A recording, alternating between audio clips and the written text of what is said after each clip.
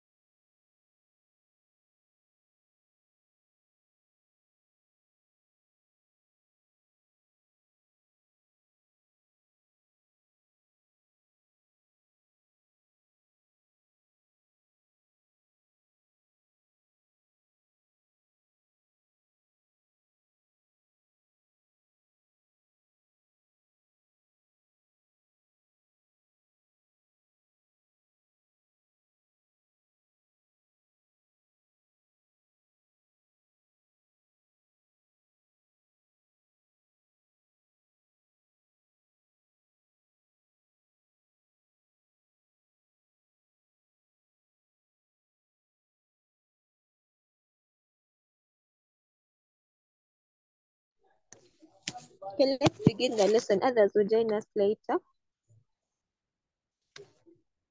Previously, we had looked the introduction of money and we ended on the factors that influence demand for money.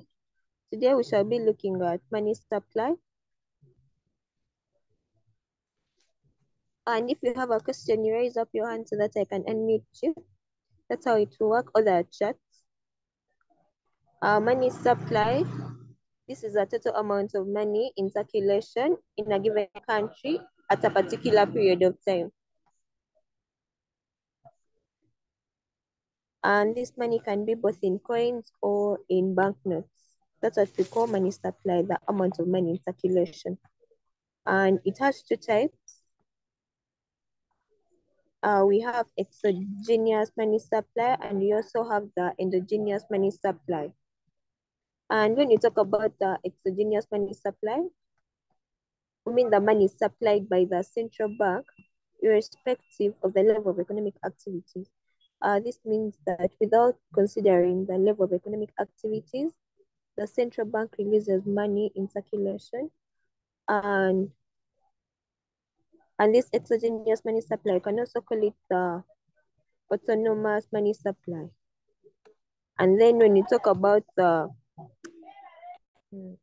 endogenous money supply, the second type of money supply, we mean that money that depends on the level of economic activities, and it is influenced by the existing forces of the existing forces in an economy.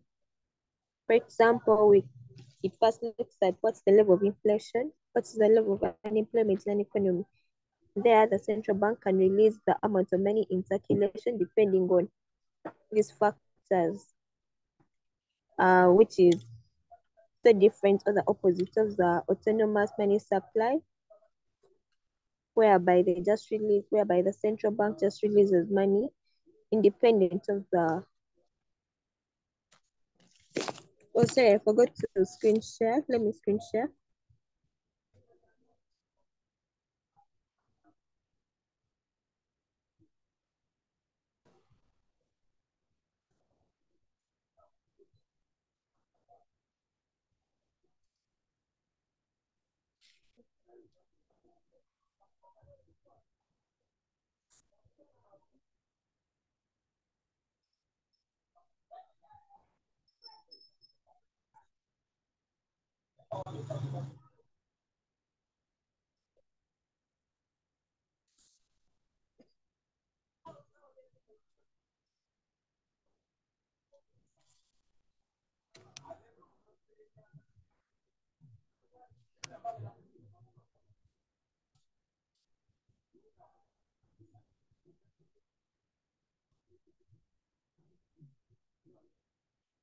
How we're looking at money supply. Let me try to zoom in. I hope it's clear.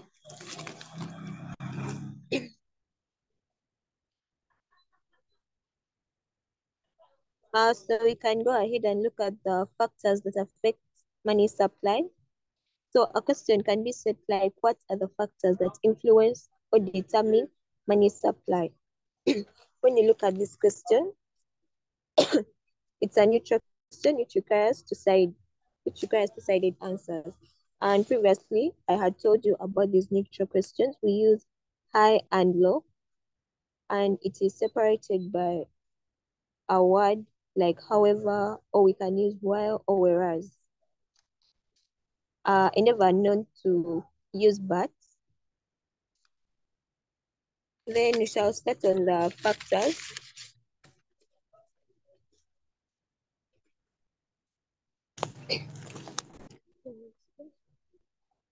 The first factor is the interest rate. A high interest rate on loans leads to money supply because many borrowers are discouraged since it makes borrowing expensive. But on the other hand, a low interest rate on loans leads to high money supply because it makes borrowing cheap and also encourages investors to borrow. This, this obviously leads to an increase in the money supply, but don't use increase anywhere when you ask about the determinants that influence, affect, or factors that affect, influence, or determine. They require high or low. And then the other determinant could be the monetary policy. Remember, we haven't looked at monetary policy, but we shall look at it as a subtopic on its own. But then monetary policy also affects money supply. For example, through its restrictive and monetary terms. The restrictive monetary policy leads to a low money supply. This is because the central bank puts up tough measures such as high bank rates to withdraw some of the money in circulation. Lead to an this will lead to a decrease in the money in circulation since the central bank increases the bank rates and therefore it withdraws that money in an economy which is in circulation. But when the central bank uses the expansionary monetary policy, this leads to a higher money supply because the central bank lowers the bank rates, which encourages borrowing. And when there is excessive borrowing, obviously the money in circulation will increase. And then the level of monetization, or would say the size of the monetary sector or the size of the subsistence sector. Whenever we're explaining this point, we are supposed to take one side. We either explain the monetary sector or the subsistence sector. we shouldn't expect you to write the monetary sector in one part and then the subsistence sector in another part. You choose what you're going to explain thoroughly very well. Let's say we choose the level of the monetary sector. If there is a high level, if there is a large size of the monetary sector, it leads to high money supply. This is because we're carrying out economic activities for commercial use, or I could call it for exchange. We are using money as the medium of exchange. They're carrying out lots of economic activities that require money, which will lead to an increase in its circulation in the economy. But if there is a small size of the monetary sector, it leads to low money supply because many people are producing for their own consumption. That means there is no money involved in the exchange of goods. They only produce goods for their own. And then for the level of investment, or we could say the level of economic activities, a high level of a high level of investment leads to a high money supply because investors do a lot of borrowing to buy the capital goods. And there are lots of economic activities which promote transactions. And this will lead to an increase in the money in circulation in an economy because various economic activities are carried out. There is extensive borrowing from investors. On the other hand, a low level of investment leads to low money supply because there are few economic activities which limit transactions and borrowing from commercial banks. And, and another thing is that people always borrow money from commercial banks. Don't make a mistake of saying that borrowing from the central bank, it's only commercial banks that can borrow, or the government that can borrow from the central bank. The investors or the public always borrows from commercial banks. And then for the government expenditure, when we talk about government expenditure, we mean the activities carried out by the government. So a high level of government expenditure leads to high money supply because all government expenditures inject money into circulation. For example, the government borrowing from the central bank by printing more money, this will lead to an increase in the money supply in an economy. On the other hand, if there is low level of government expenditure, it leads to low money supply because very little money is injected into circulation. For example, the government is not borrowing money from the central bank. Therefore, there is no excessive printing of that money that will inject more money in circulation. And then we shall head to the balance of payment position. Balance of payment position is in two parts. There is the balance of payment surplus, as well as the balance of payment deficit. As for the balance of payment surplus, it's the favorable terms of trade. We shall look at that when we look at international trade. The balance of payment surplus leads to a high money supply since the foreign exchange earnings are converted into local currency.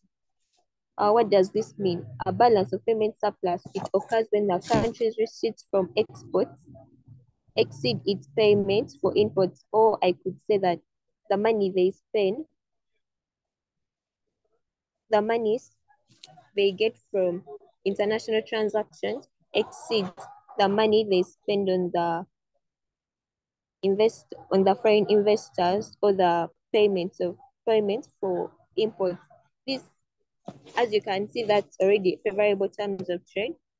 In other words, a country is earning more from its international transactions than what it is spending. This will lead to a high money supply. But on the other hand, if there is a balance of payment deficit, it leads to low money supply because there is increased expenditure abroad. By balance of payment deficit, we mean that it occurs when a country's payment for imports or income paid to the foreign investors exceeds its receipts from exports. We could say that the income from foreign investment, we could say that the money, they spend more money on international transactions than what they earn. So this will lead to unfavorable terms of trade, which leads to a reduction in the money supply in an economy. And then for the foreign capital inflow, a high level of capital inflow leads to high money supply because a lot of foreign currency is brought into a country through increased exports. We can see this in international transactions where the foreigners bring in their foreign currency. That will lead to a high money supply because it's converted into the local currency. But on the other hand, if there is no level of capital inflow, it leads to low money supply because very little foreign currency is brought into our country and very little is converted into our local currency. So that means the money circulation is still low. And then another point would be the level of liquidity preference. I remember liquidity preference, it's the money that people prefer to hold as cash. A high level liquidity preference leads to high money supply because many people keep a lot of money to make transactions. If there is a high level of liquidity preference, if people prefer to hold their money in cash form, only a cash form, that means the money circulation will be high because that money is needed to make transactions. But if there is low level of liquidity preference, that means people do not want to keep their money at cash, only a cash form. There will be low money in circulation because there's no urgent need for transactions and people prefer to carry out investments through saving. For example, people who save through S.6 to make more profits, they prefer to invest by saving. That's all we have in money supply.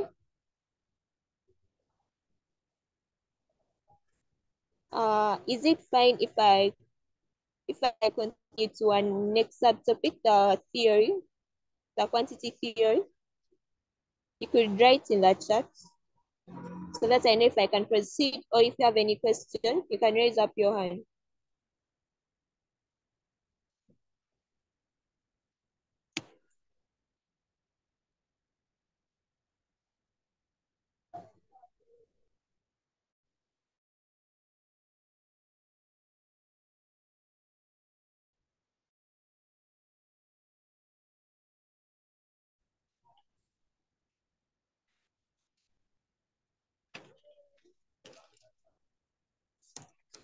Okay, we shall continue to the quantity theory of money.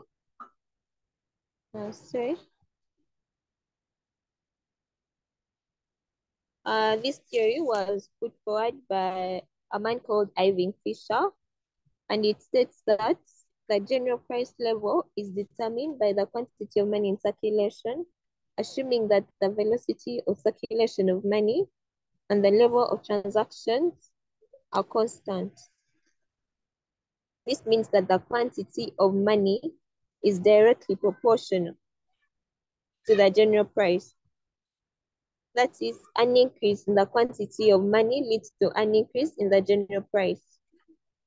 This can be represented by the Ivan Fisher's equation, which is MV equals to PT, where M is the quantity of money in circulation, V is the velocity of circulation of money, P is the general price levels, and T is the level of transactions. So whenever you asked about the quantity theory of money, you're supposed to state it and also give us the equation and tell us what those variables mean. The M, the V, the P, and T, but take note of P. It's the general price levels. It's not just price levels, but the general price levels. Should I do an example on how the calculations could be set on the theory of the quantity theory of money? If you have, I suggest you get a pen and a paper, and I read for you the example so that you can work it out.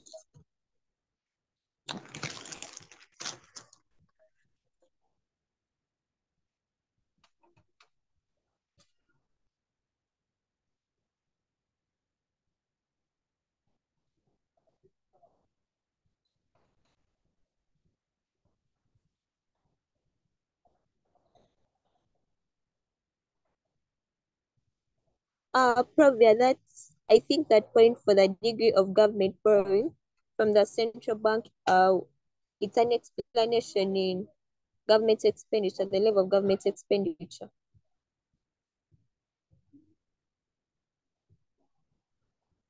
And then have you got a pen and a paper? Please let me know through the chat so that I can start reading the question.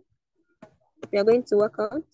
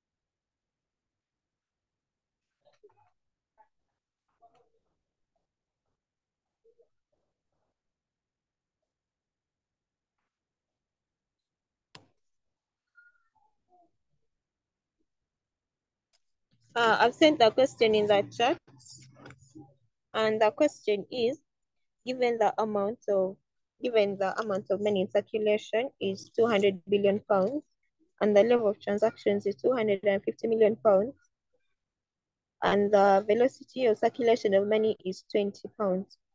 Calculate the general price level. But then the general price level, we said that in our let me finish it.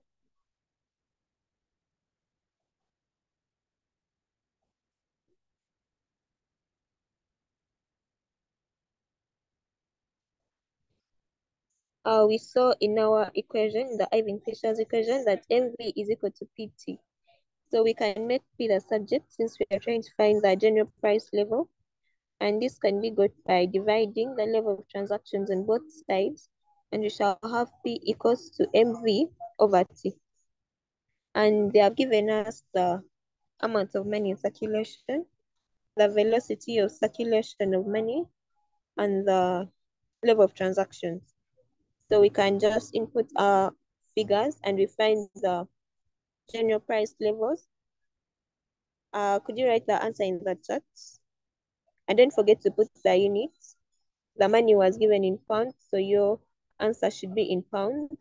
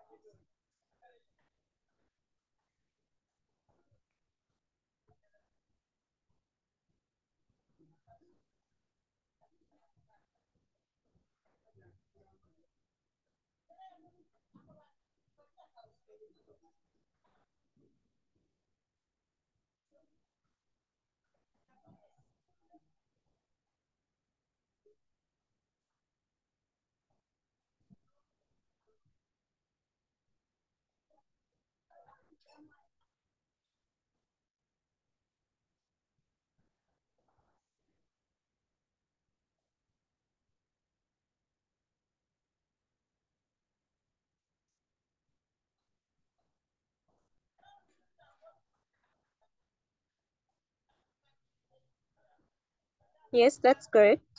Thank you very much. And then this theory has various assumptions.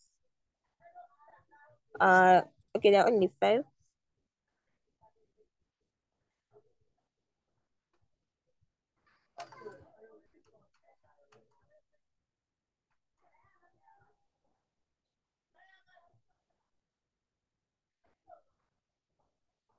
It assumes a general price level. By general price level, it means that it assumes that all the prices everywhere, all the prices of the different commodities are the same. And it also assumes that the level of transactions and the velocity of circulation are constant. This theory also assumes that there is no government intervention, and it also assumes that the money is held for only transaction motives only. It also assumes that all transactions are affected through the use of money.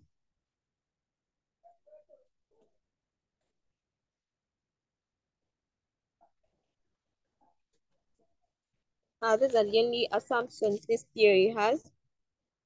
We shall look at the applicability of the quantity theory of money. A question is usually set like, to what extent is the quantity theory of money applicable? And then firstly, we shall see that all theories in economics, to a smaller extent, these theories are relevant. To a smaller extent, yeah, all these theories we look at in economics were developed from developed countries.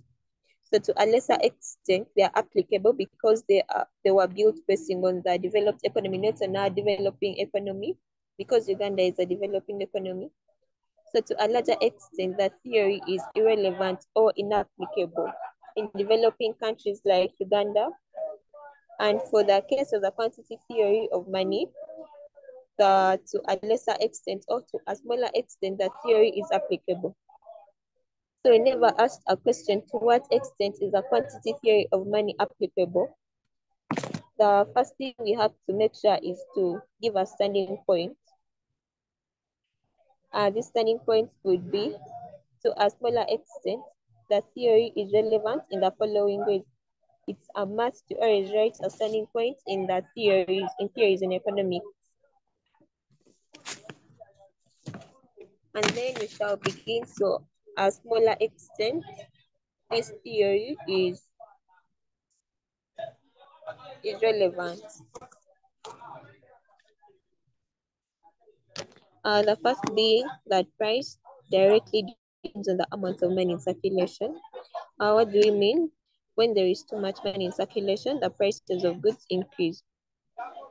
And when the money in circulation reduces, the prices of goods and services goes down, which makes the theory relevant because it says price keep up to the amount of money in circulation. We saw that the Ivan Fisher's equation is MV equals to PT. And as we can see that price is directly proportional to the amount of money in circulation. And it's also directly proportional to the velocity of money in circulation. But when it comes to transactions, the level of transaction, you shall see that it is inversely proportional. So to make this simpler, we can find equation. In fact, all the points are in this equation because it is P equals to mv over T. That means that we shall first get our first point by saying price is directly proportional to the amount of money in circulation. And also price is directly proportional to the velocity of money in circulation. And also price is inversely proportional to the level of transactions. Those will be our first 3 points that make this theory relevant. So the Ivan Fisher's equation will be of great help to explain this. The next point will be the price is directly proportional to the velocity of money in circulation. What do you mean by that? As prices move fast, the prices do what? They also go up. But when the velocity of money in circulation reduces, the prices also go down, which makes the theory relevant. We don't have these notes here. I'll send them after the lesson in the group. If I don't send them by the end of today, you remind me. And then also the third relevancy of this theory, it is that price is inversely proportional to the level of transactions. That means that an increase in the level of transactions leads to a decrease in price. Okay, we can say a decrease in the prices of goods and services leads to an increase in the level of transactions. I think that's a better way to phrase it. And because when the prices of goods and services go down, we expect the levels of transactions to increase because people find the goods or the commodities relatively cheap. Therefore, they go for them, they purchase them. This and then the vice versa, when the prices of goods and services increase, it leads to a decrease in the level of transactions because they find them expensive to buy. So there will be few transactions taking place since the commodities are relatively expensive. This shows the inverse relationship. We can check from the equation as we said, P equals to mv over T. We can see that their price is inversely proportional to the level of transactions, but it is directly proportional to the quantity of money in circulation and the velocity of money in circulation. So in simple terms, we can say as price increases, the quantity of money increases. And as price increases, the velocity of money also increases. But when the prices decrease, the quantity of money, the quantity your money in circulation also decreases, and when the prices decrease, also the velocity of money in circulation decreases. So which makes those are the points that make the theory relevant. But then the points that make it irrelevant, or the limitations of the quantity theory as we see them here, we begin with our starting point. We shall say, to a larger extent, the quantity theory of money is applicable in the following points. Then tell us the points, those are the limitations we're going to look at. First being, it assumes that there's no general price level, as the theory assumes that a series of price levels. This the theory assumes a general price level in an economy, but we cannot have a general price level. Rather, we have a series of price levels. So which makes the theory irrelevant because there are different prices and there are different prices. Different commodities are sold at different prices. For example, The price of rice isn't the same price for sugar. They differ, which makes the theory irrelevant. And then the theory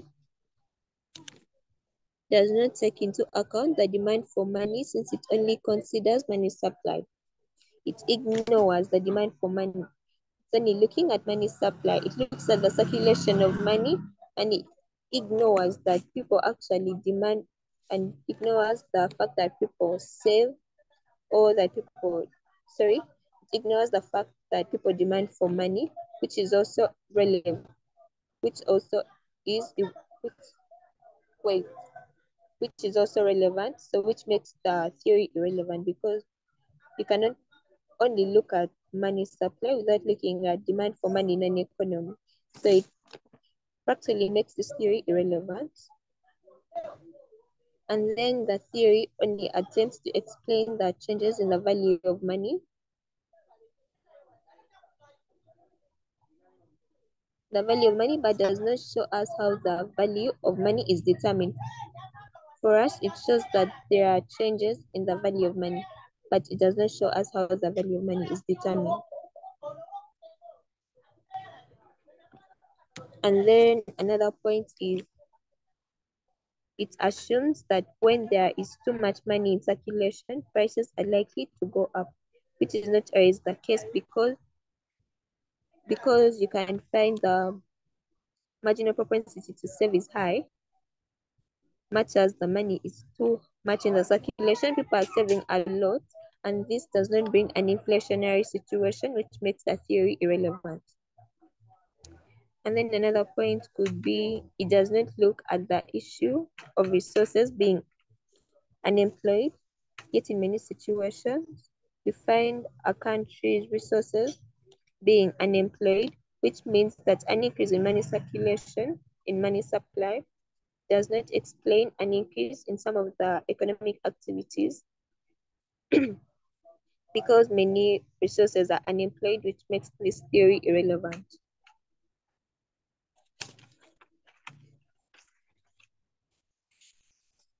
And then it does not put into consideration government intervention.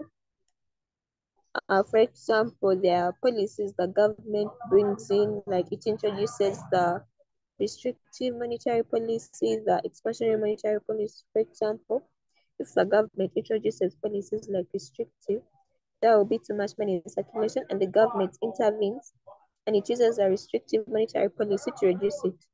This does not increase the prices of goods and services, only it's an inflationary situation in an economy. That means that this makes the theory irrelevant because it only tells us that price is directly proportionate to the velocity or the quantity of money in circulation. But when the government intervenes, it can check the money circulation in the economy. Therefore, an increase in an increase in the quantity of money in circulation does not necessarily lead to an increase in the prices of goods and services. And then it also ignores the hoarding of goods or bargaining to reach an agreeable price. In an economy, there are people who always bargain. If the theory assumes that there is a general price level. So you find people in an economy who are good at bargaining and they'll bargain still a commodity reaches a certain price that they can afford, which is not always the general price level as the theory always assumes. And then it is not a theory, it is rather a truism. It shows variables, the quantity of money in circulation, the velocity of money in circulation, the general price levels, and the level of transactions, which can be abbreviated as MVPT. It shows that these variables relate to each other. It does not show how they relate to each other or impact on each other. So it's not a theory, rather a truism, just an equation. And then it ignores barter trade. You can add these points. There's some points that are not there, so you can add them. It ignores barter trade. It assumes that all transactions are done using money. It does not put into consideration but a trade where there is exchange for goods, services for services, or goods for services, which still exists in some places. And then it only looks at the transaction motive and ignores the motives for holding money, like the speculative or the precautionary motive. This is seen in the quantity theory of money, the Ivan Fisher's equation, where we only look at P equals to MV over T. It only looks at the level of transactions, but it doesn't put into consideration the speculative or the precautionary motives. That brings us to the end of money. And money has lots of terms. I'll send them in the group also. I'll type them for you. Then we can go ahead to look at banking.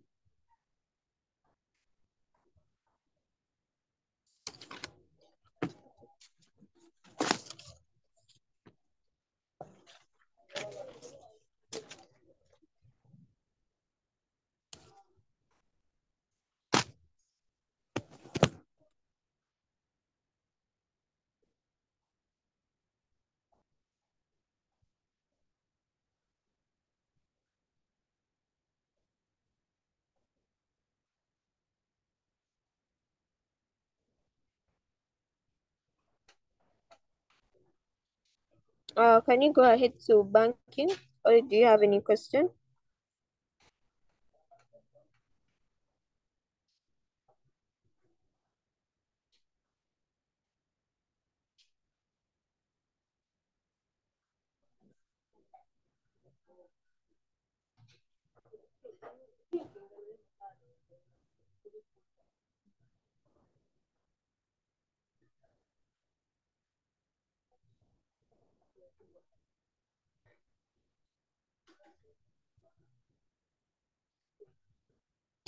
Okay, let's proceed to banking.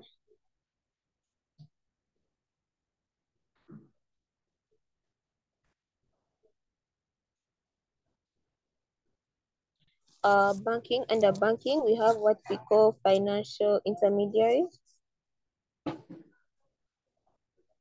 And then they say that banking is a business activity of accepting and safeguarding money owned by individuals and business entities, and thus lending it out to earn profits. And then we say that under banking, we have what we call the financial intermediaries. What do we mean by the financial intermediaries?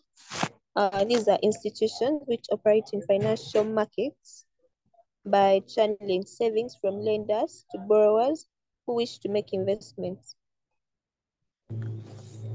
Or, or we can simply say financial institutions which bring together borrowers and lenders.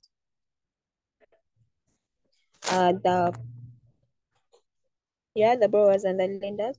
The borrowers could be called the deficit spending units, and the lenders or the depositors could be called the surplus spending units.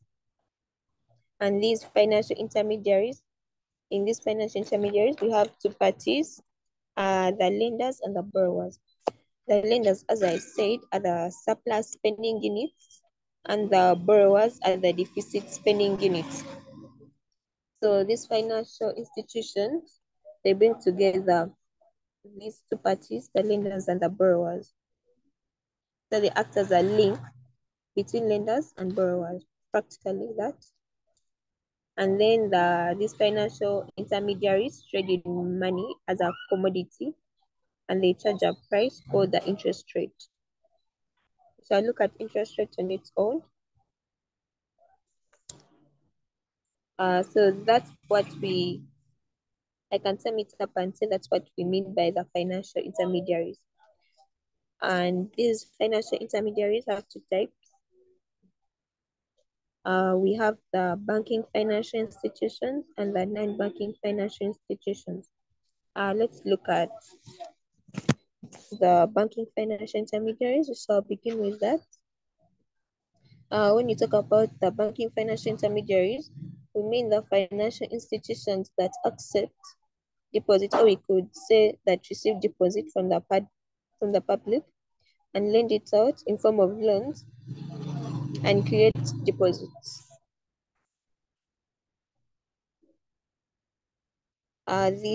These examples are the commercial banks. For example, the Stanbic Bank, the Equity Bank, the Opportunity Bank. Those are some examples of the banking financial intermediaries, the commercial banks. So they do three things. They receive deposit from the public, they lend it out in form of loans to the public, and they create new deposits or they create new credit. That's what we call the banking financial intermediaries. And the best example, as I said, are commercial banks. And when you talk about commercial banks, we mean the banking financial institutions which receive deposits from the public, they lend it out in form of short-term loans at high interest rates, and they create credit. You should note that they receive deposits from the public, they lend it out in form of short-term loans and at a high interest rate, and they create profits, or we could say create credit or new deposits. Therefore, a commercial bank is a financial institution that provides banking services to the public for commercial gains. We shall look at commercial banks. These are some of the examples of the commercial banks. More examples are here: the Centenary, the KCB Bank, the Barclays, the Centenary Bank, the DFC. We shall go ahead and look at the functions of commercial banks. It has got a number of functions. Here I'm seeing very few functions, but we shall add on more.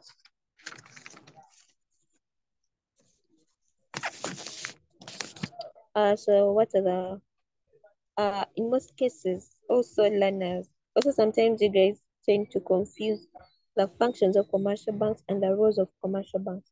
But when you ask for functions of commercial banks, you mean what is a commercial bank put in place for, or what are they meant to do? That's what we call functions. But when they ask for the roles of the commercial banks, they're looking at the after performing those functions that a commercial bank is established for, what is the resulting impact. That's what we call the role of a commercial bank. So let's look at the functions of commercial banks. And these functions are categorized into two: the primary functions and the secondary functions. And when you talk about the primary functions, we mean the core functions of a commercial bank.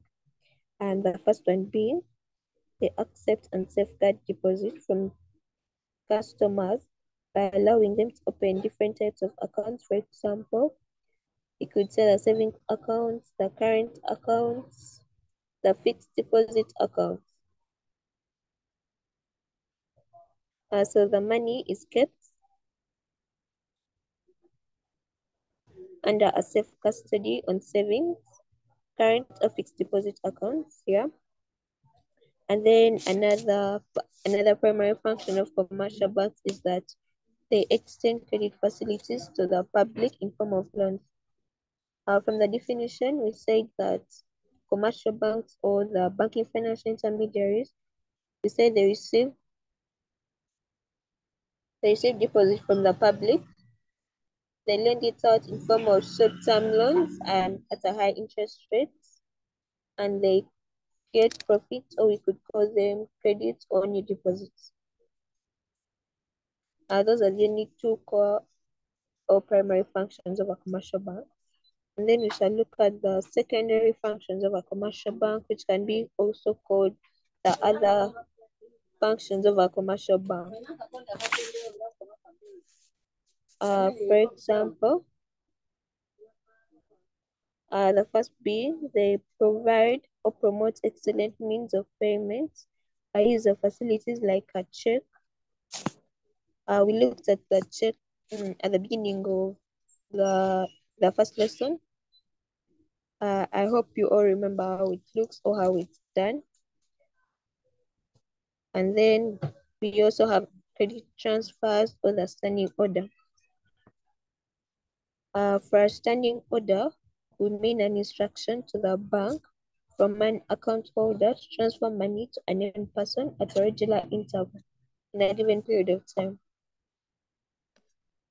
And then for credit transfers, it's a system of money transfer by which a bank customer instructs his bank to pay a certain number of people by transferring money from his account to the respective accounts of named people in the same or another bank. That's what we mean by commercial banks providing excellent means of payment by using their facilities. And then also,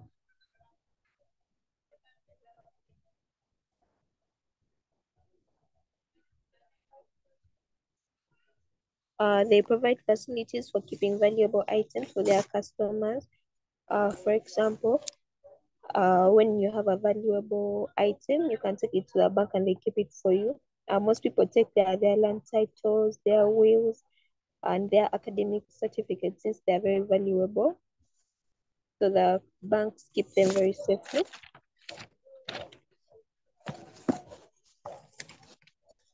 And then another function of commercial bank is they give financial advice to their customers on matters concerning their businesses and their money. For example, commercial banks, they give financial advice on how you can borrow money, on how you can save and invest your money. And they also tell people that they don't only keep their money, but they also keep their valuable items. For example, the wills, the academic certificates, the land titles. This is mostly done through adverts, so on TVs, radios, yeah. And then also banks act as trustees to their employees, so to their customers. These functions are not there. You can add them. They act as trustees.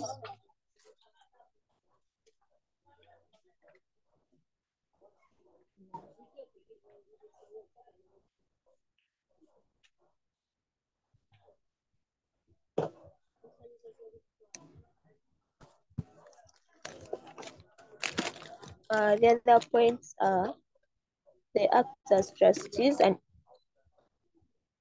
and executors of wills and properties or estates of the deceased people for the benefit of the dependents.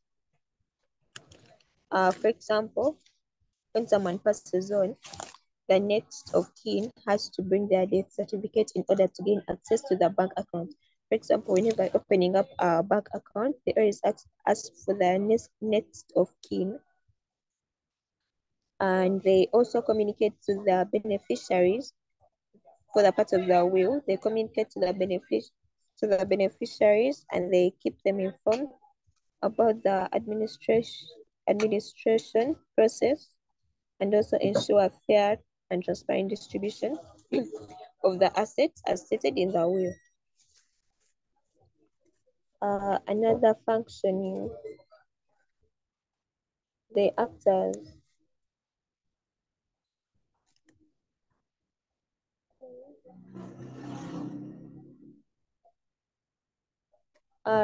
referees for their customers or clients by recommending those who want to get jobs or credit elsewhere. For example,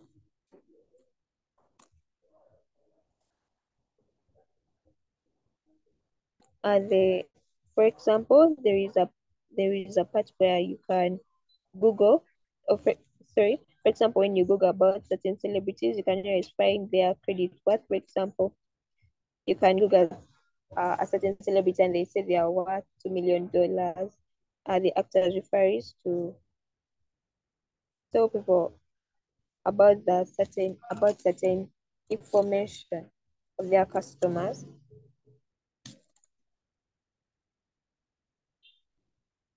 And then for another point of, you can add, let me see.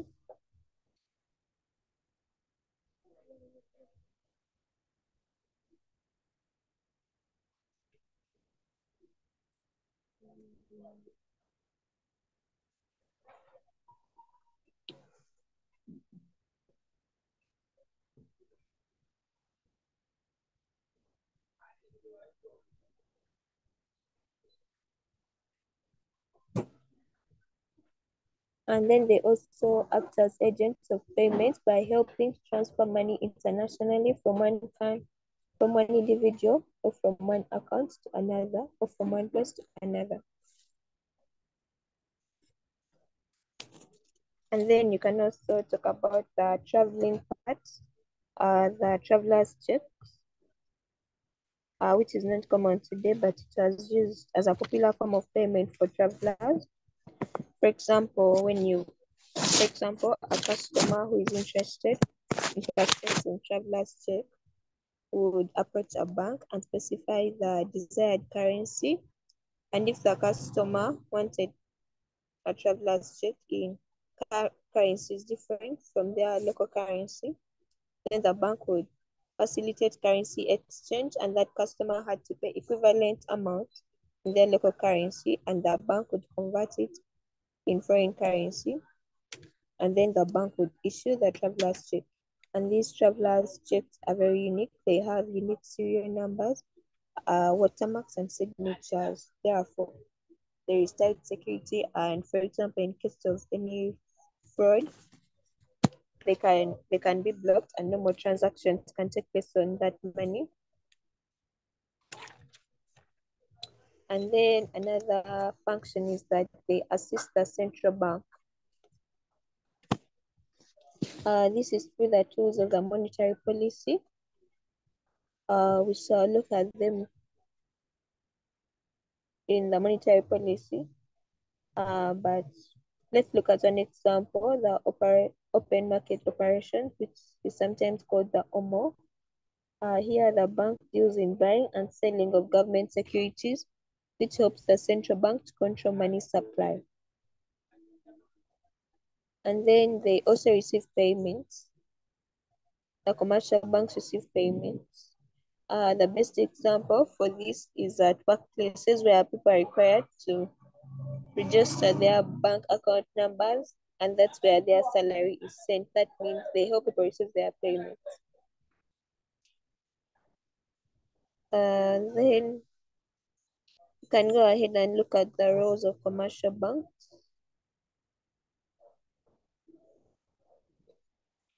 The first being they provide employment opportunities. This is through setting up a variety of branches, and their numerous activities offer a wide scope of employment to the nationals, thereby improving their standards of living. And then they also help in facilitating the process of capital formation through the promotion of savings and investment. This expands the productive capacity of the country, hence leading to economic growth. I hope that's clear. And then commercial banks help in promoting the implementation of government programs such as currency reform, prosperity for all, selective credit control. I hope that's clear. And then they also generate revenue. This is through paying of taxes, the government taxes, the different commercial banks around the country to pay taxes, which generates revenue. And then they promote economic growth. Commercial banks advance loans to sectors such as agriculture and industry sectors of the economy, hence increasing productive activities in such sectors. And they help in promoting a savings culture among the population through mobilization of savings. And this promotes capital formation. This is through increasing the interest rate. For example, the more you save, the more profits you earn as time goes on. So this encourages savings. And then it facilitates monetization of the economy. The banks help in transformation of the economy from the subsistence economy, since exchange is based on the use of money. And then it also facilitates international trade. They promote trade by giving letters of reference to their customers and also through the provision of travelers checks, as we talked about it earlier. And then they help in financing community projects as part of corporate social responsibility, such as sponsoring sports, blood donations. We see them through the where Centenary Bank helps in the cancer run, or for example, when there are certain sports where Standard Bank comes out and sponsors those sports activities, so they are financing community projects. I don't know if you have any other roles of commercial banks. You can let me know in the comments so that we can add on.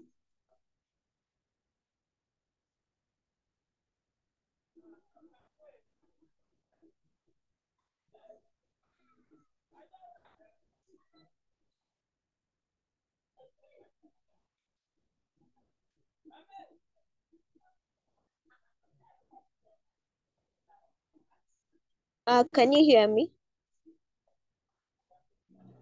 Am I now clear?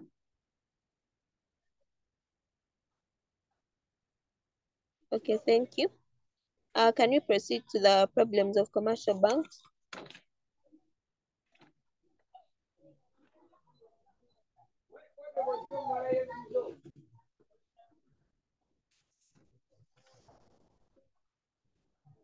The problems faced by commercial banks.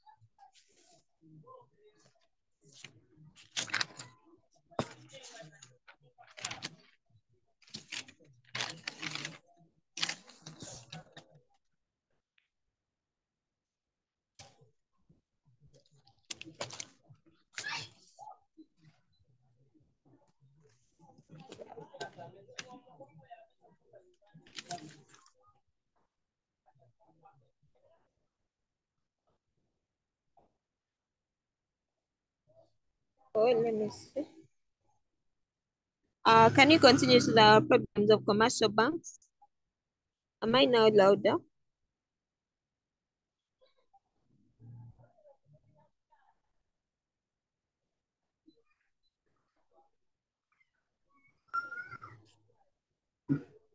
Okay, let's proceed to the problems of commercial banks.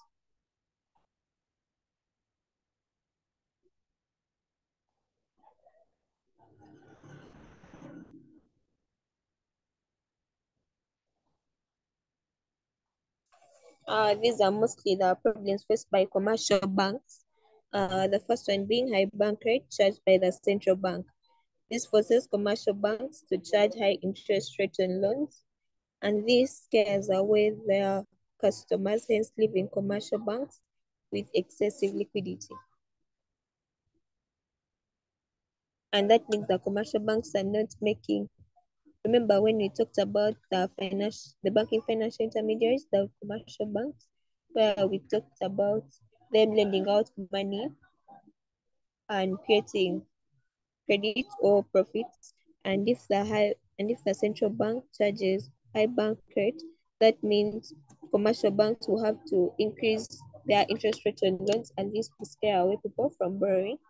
And that means few people will be borrowing, that leaves them with excessive liquidity. And then the poor attitude towards the banking sector due to the conservative nature of some people.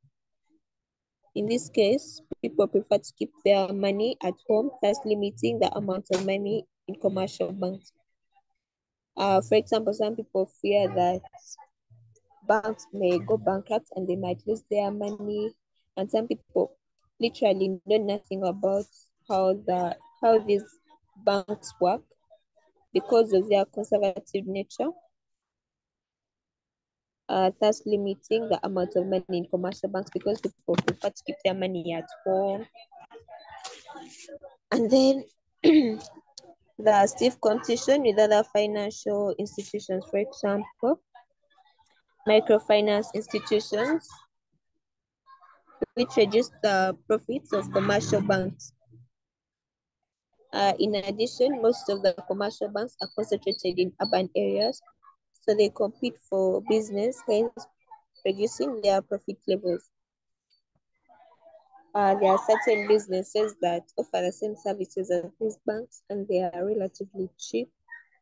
So there is stiff competition among the two parties. And then the limited credit worthiness of borrowers. Many people fail to pay back the borrowed money, and this implies high operational costs on the part of commercial banks, thus incurring losses. I hope you have understood that part where people fail to pay back the money they borrowed, and the bank has to incur those losses. And then high levels of poverty among many people in Uganda. There are many people in Uganda that earn very low income, and they have a high marginal propensity to consume, which reduces the level of savings. And most people who are low income earners tend to have high demand for money, therefore they do not save because of the many transactions they make. Another problem could be ignorance of the public about the banking facility. So many people keep their money in their houses due to ignorance. They don't know how banking facilities work, and this reduces the level of deposits in the commercial banks. And if there are fixed deposits in the commercial banks, it limits lending. Thus, the profits earned are very few. And then high operational costs, for example, the insurance cover, the heavy wage bill, etc. This reduces the profits of commercial banks. For example, most commercial banks have insurance. They give their insurance money. For instance, if the bank catches fire or if it's robbed, but then these operational costs they are done. Remember, when you give money in an insurance company for a certain period of time, when that time passes by without a problem occurring for that insurance, you do not get back the money. And it's better for a big companies like banks to always have an insurance cover. So these high costs of operations are also a problem to the commercial banks. And then the increasing rates of inflation. We know that inflation is an increase in the general price levels of goods and services. So this reduces people's desire and willingness to keep their money in commercial banks due to the increasing cost of living. So they prefer to hold their money at cash form because of the high levels of transactions, because of the increased prices of the goods and services. And then the limited collateral security to back up people's demand for loans. For example, when you go to borrow money from these commercial banks, you're supposed to leave something like a property which is of a higher value, such that when you fail to pay back the money borrowed, they take that property. And then most people they don't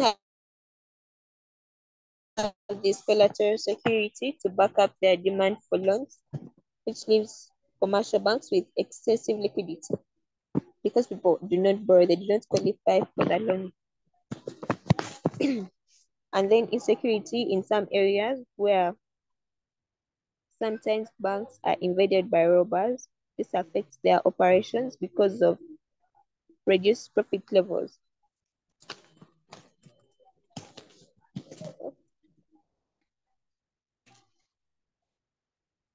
And then corruption and embezzlement of funds by bank officials, leading to poor accountability. This reduces the profit level of commercial banks and also leads to people's loss of confidence in the banking sector.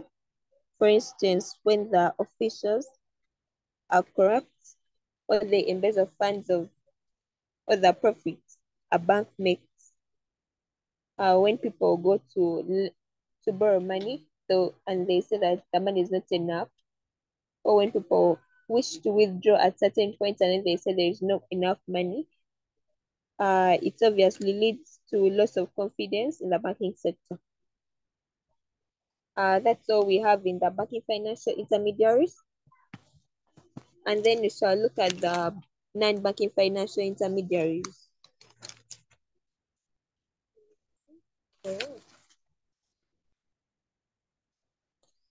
were still on the banking financial intermediaries, and we gave a best example of the commercial banks. So when they ask for functions of banking financial intermediaries, they're the same points for functions of commercial banks. So let's go ahead and look at the non-banking financial intermediate, non-banking financial institution, sorry, which is also another type of a financial intermediary. For this,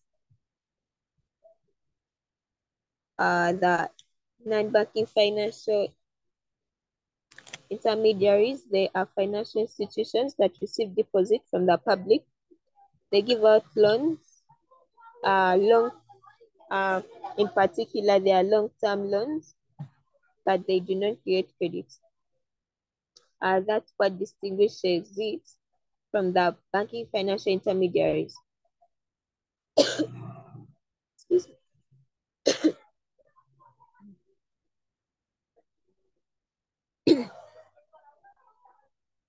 Excuse me.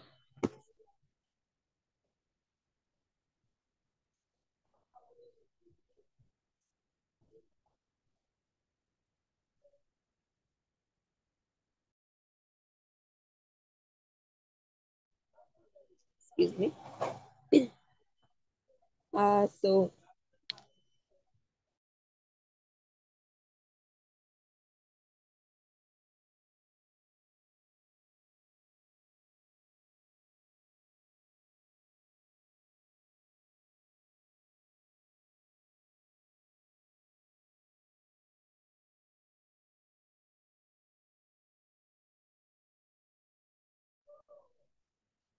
So the non-banking financial intermediaries, these receive deposits from the public. They give out long-term loans, emphasis on the long-term loans, and emphasis at low interest rates, and they do not create credit. So we can see that from the definition, there are a number of points that distinguishes it from the banking financial intermediaries. One being, these ones give out long-term loans, unlike the banking financial intermediaries, which give out short-term loans. And then these ones, they give out loans at a low interest rate for the non-banking financial intermediaries. Whereas for the banking financial intermediaries, uh, they give out loans at a high interest rate and they create credit, unlike the non-banking financial intermediaries. No, I'm not screen sharing. We don't have these points. You can note down a few points that will be of help. And then non-banking financial intermediaries do not create credit. From the definitions, we have lots of things that distinguish banking financial intermediaries from non-banking financial intermediaries. But before we go further into the non-banking financial intermediaries, what do we mean by the non-banking financial intermediaries? Let's look at the let me see the examples. The examples of the non-banking financial intermediaries. We have developed banks. What do we mean by developed banks? When you talk about development banks, we mean non-banking financial institutions set up to finance long-term development projects in a country. For example, in Uganda, we have the Uganda Development Bank. This bank was put in place during the COVID-19. I'm not screen sharing since we don't have this. The definition for non-banking financial intermediaries. These are financial institutions that receive deposit from the public. They give out loans. Sorry, let me repeat it. These are financial institutions that give out loans that receive deposit from the public. They give out long-term loans, but do not create credit. Non-banking financial institutions are financial institutions that receive deposits from the public. They give out long-term loans, but do not create credit. The best examples being the development banks. For example, in Uganda, we have the Uganda Development Banks. The government of Uganda put up money in the Uganda Development Bank to help the businesses that have been affected by COVID-19 to come up again. Remember, I said development banks are financial institutions set up to finance long-term development projects in a country. And then another example, we have the African Development Banks. We also have the Post Bank. We have building societies.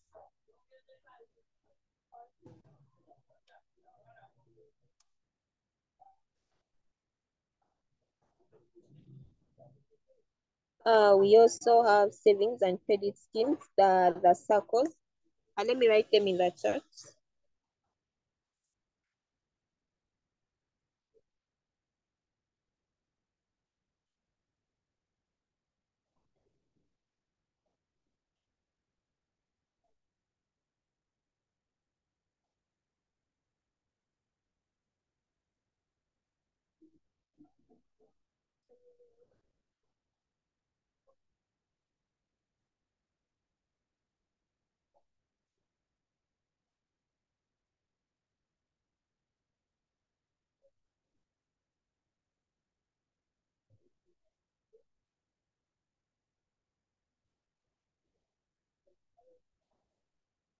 I'm writing down the definitions and examples in the chat.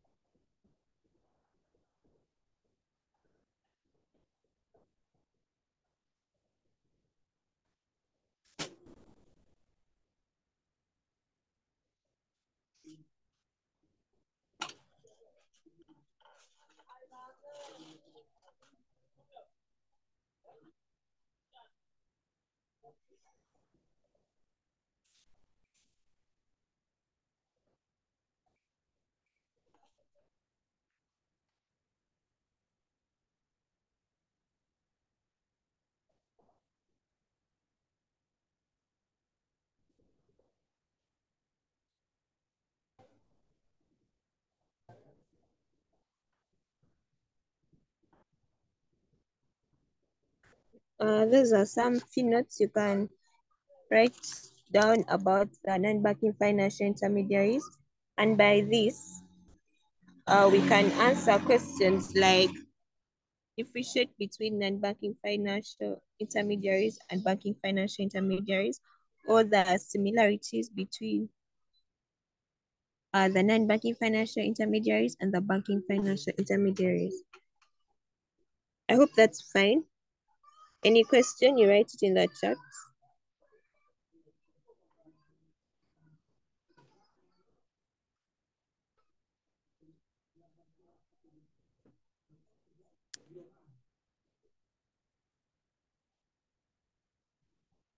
Uh,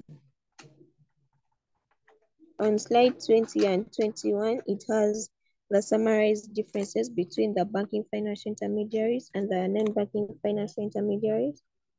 And in slide 21, we have the similarities between the banking financial institutions and the non-banking financial institutions.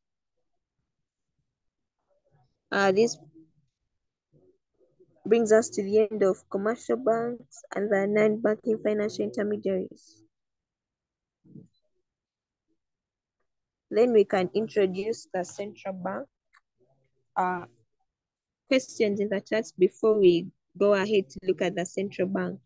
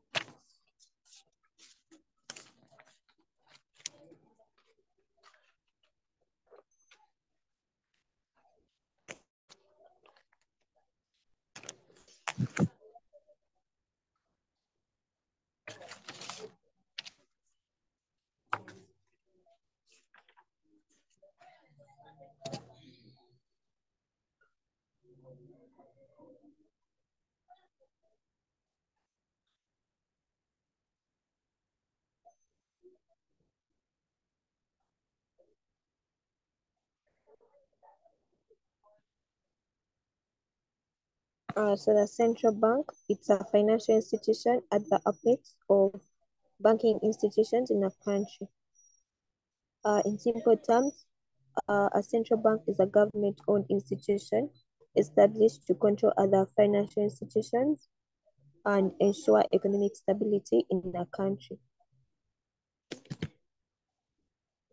That is, a central bank, number one, is government-owned.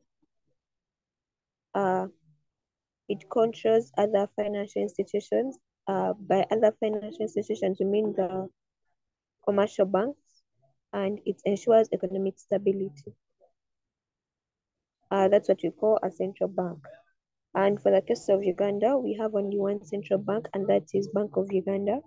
But for other countries, we have examples like for Zimbabwe, we have the Reserve Bank of Zimbabwe. For Kenya, as you can see, we have the Central Bank of Kenya.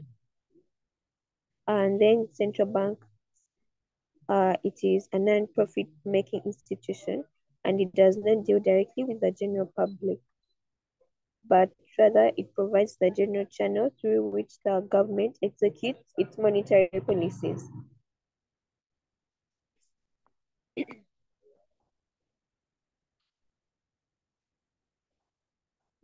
And then the central bank has various objectives. These are the goals. To issue domestic currency and maintain the supply at a desirable level.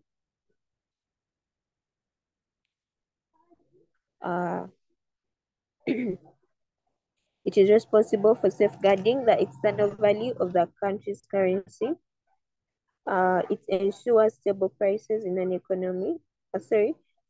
When you are setting objectives, we are always supposed to begin with two: to ensure domestic currency and maintain the supply at a desirable level, to ensure stable prices in the economy.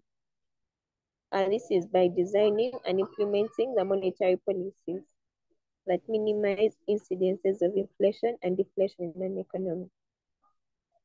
And then to achieve full employment through adopting policies that promote creation of employment opportunities, to ensure stable balance of payment position by controlling the exchange rates, to promote monetization of the economy by encouraging commercial activities that involve the use of money.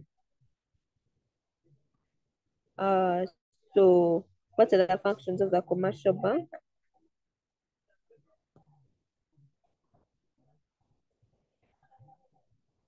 One being it issues the country's currency.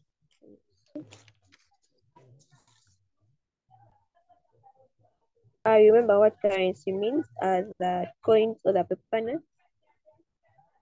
This is by printing and issuing of currency that is supplied to the public through the commercial banks. Therefore, there is printing of the currency notes and minting of coins, and it is and it is also responsible for excuse me for withdrawing banknotes and coins from circulation. This can be done through the monetary policies of restrictive and expansionary, and it is also a banker to the government by keeping government funds and foreign exchange reserves. That is, the government keeps all its money in the government treasury with the central bank. And then it acts as a fiscal agent and advisor to the government to inform. It acts as a fiscal agent and advisor to government in form of formulating budgets, taxation, devaluation, or economic policy.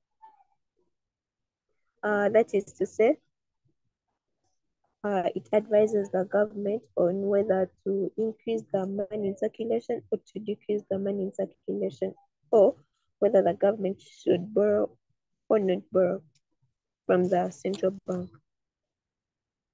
And then it controls and regulates the operations of commercial banks. That is, it permits the operation of commercial banks in the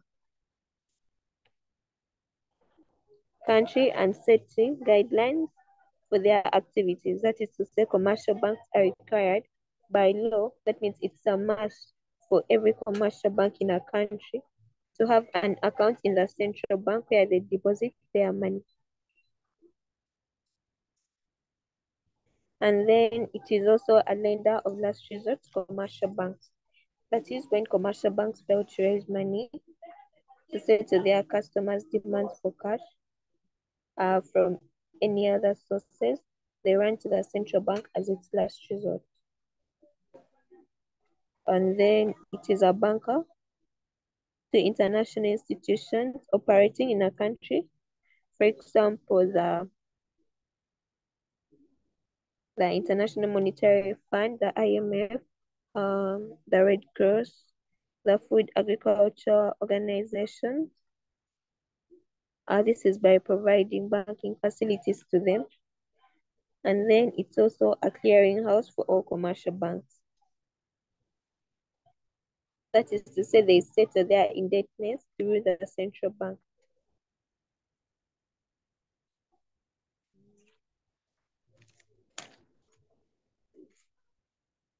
And then it manages the country's public debt. It keeps an update profile of the country's total indebtedness. Therefore, the central bank handles all public and private loans. That is to say, it participates in the contraction, utilization, servicing, and debt repayments. So look more at the servicing and the debt repayments in the public debt. It's a topic on its own in economics. And then lastly, being that it also advises the government on the safe limits of borrowing to ensure prompt payments on loans. And then it manages the country's monetary policy by controlling the volume of money in circulation. This enables economic stability. It manages the monetary policy through the restrictive monetary policy where they put tough measures, thus reducing the money in circulation, and then the expansionary when they want to increase the amount of money in circulation. And this is through encouraging borrowing from the commercial banks.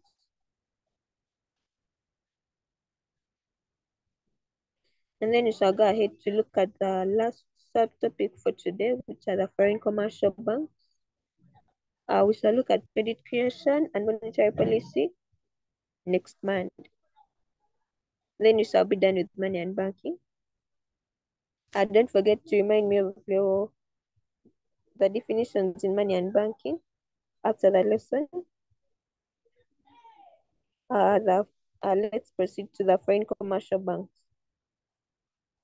These are institutions established and operated by foreigners in a country. What do you mean by this? This means that there are some banks that these banks are owned by foreigners, but then they are owned by foreigners. They are developed in a developing country, but then they have their headquarters in their mother country.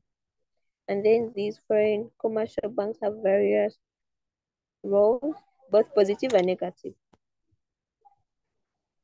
The positive are rather direct, so we shall be first by looking at them. First being, they provide more job opportunities to the local people. This is because of the increased investment and the numerous activities of these banks. For example, they employ cashiers, they employ cleaners, and then the security personnel, and then they also increase government revenue. This is by paying taxes. And then they promote a spirit of competition in the banking industry. And this creates efficiency and provision of better services. When there is safe competition, there is provision of better banking facilities because they are competing for customers. And then there is facilitation of capital inflow in form of foreign investment from abroad, hence also foreign currency is go through these banks. Since they are owned by foreigners, they bring in their foreign currency, which is converted into our local currency. And then they also help in providing means for technological transfer by bringing into the country modern banking techniques, for example, the ATMs for withdrawing of money. They reduced on the fact that people had to go to the banks and line up to withdraw their money by introducing the automated teller machines. And then they also offer credit facilities to the private sector, and this accelerates development of private enterprises by way of increasing investment. And then they also enhance the development of the banking sector through mobilization of savings and credit provision. This is by increasing the interest rates so that they attract people to save their money. And then they also facilitate the monetization of the economy through credit creation. This is by offering low interest rates on loans, thus making borrowing cheap. Thus, this makes borrowing cheap for the investors or for the people who want to develop economic activities where money is used as a medium of exchange, or economic activities that are for commercial production. And then improving local skills through training local manpower. This leads to greater efficiency. For example, people are trained on how to use the various machines that they are brought into the country, and this improves the local skills. And it also has the negative roles or the negative contributions. First being profit repatriation. This is where they take back the profits to their mother country, yet these profits are supposed to be used in the local country to develop it. This leads to outflow. And then they also have a tendency of outcompeting the local financial institutions because of their heavy capital investments and greater efficiency.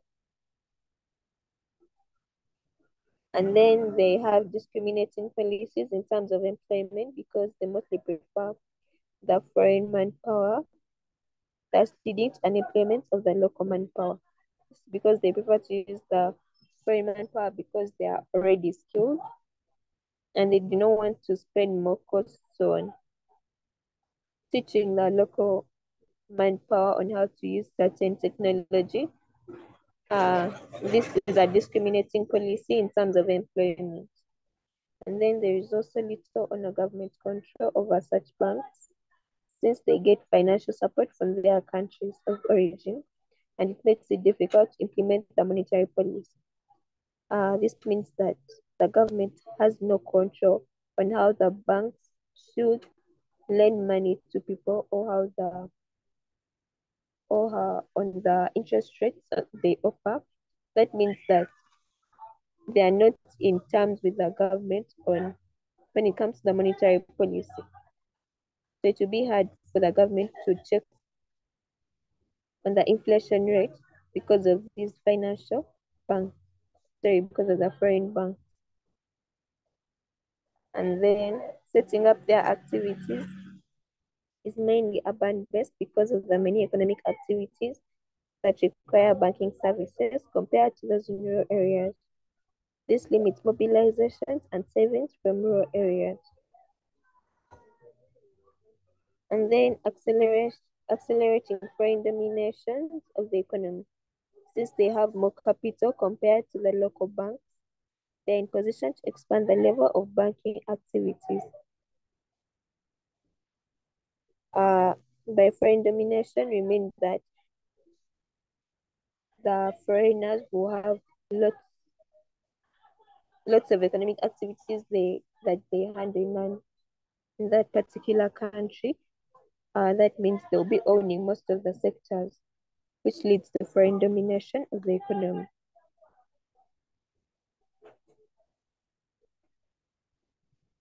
And that brings us to the end of banks.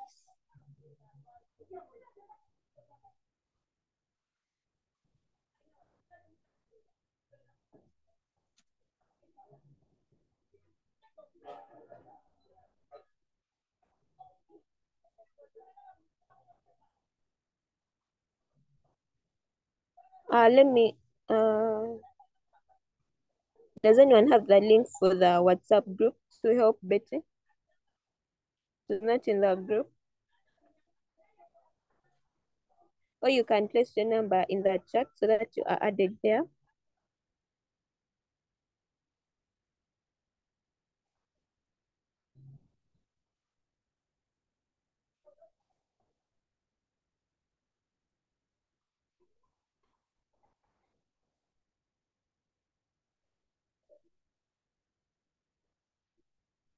I write your numbers in the chat so that you're added to the WhatsApp group.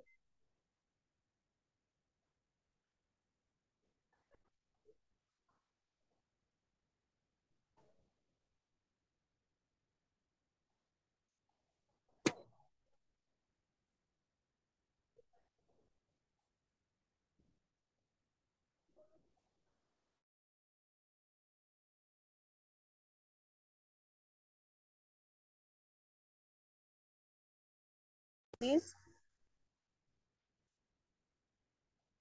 And also the monetary policy, which will bring us to the end of money and banking.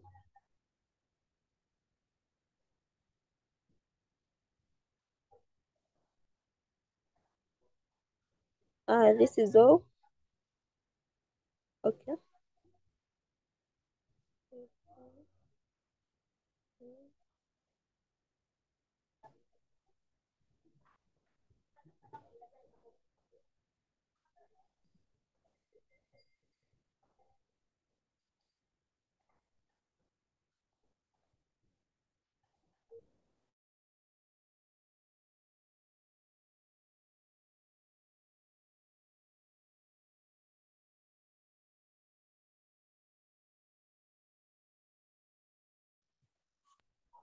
Is that so?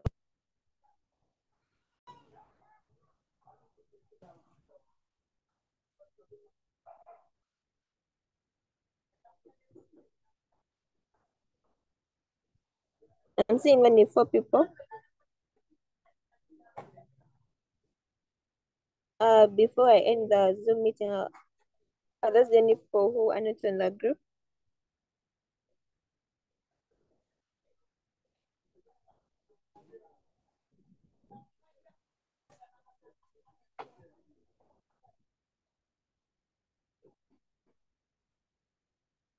Okay, thank you very much. This brings us to the end of the lesson.